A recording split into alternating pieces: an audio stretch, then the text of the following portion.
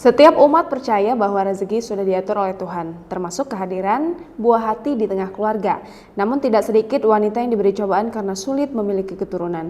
Informasi tragis satu ini, seorang wanita nekat bakar diri beserta keluarga suaminya lantaran ditakdirkan tidak bisa punya keturunan. Wanita mana yang tidak sedih bila divonis tak bisa memiliki keturunan alias mandul, terlebih bila masalah itu menimbulkan konflik dengan keluarga suaminya. Bisa jadi mereka melakukan hal nekat karena mengalami tekanan mental, seperti yang dialami oleh wanita asal Korea Utara yang satu ini. Dilansir sosok.id dari Mirror, ia nekat membakar diri beserta keluarga suaminya setelah sang mertua berusaha mengusirnya karena ia divonis mandul.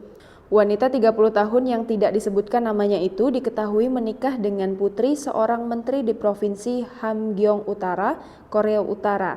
Tetapi keduanya tak kunjung diberi keturunan selama 5 tahun berumah tangga. Karena itulah mertua wanita itu membawanya ke rumah sakit bersalin untuk diperiksa. Dari hasil pemeriksaan, wanita itu dinyatakan tidak bisa memiliki keturunan alias mandul. Berangkat dari vonis itu, sang mertua kemudian memaksa wanita itu untuk pergi meninggalkan rumahnya. Ia juga dipaksa untuk menceraikan sang suami, namun alih-alih pulang ke rumahnya di Sinpo usai diusir sang mertua, ia justru mampir ke komite partai provinsi. Dengan membawa amarah yang memuncak, ia melaporkan insiden yang menimpanya.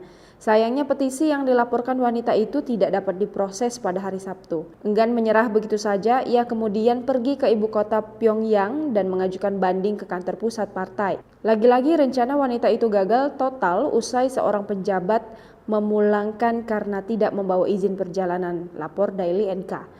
Tetangga berusaha memadamkan api dengan ember air tapi sia-sia. Penduduk setempat dilaporkan mengkritik tindakan keluarga itu karena tega mengusir wanita itu hanya karena ia mandul.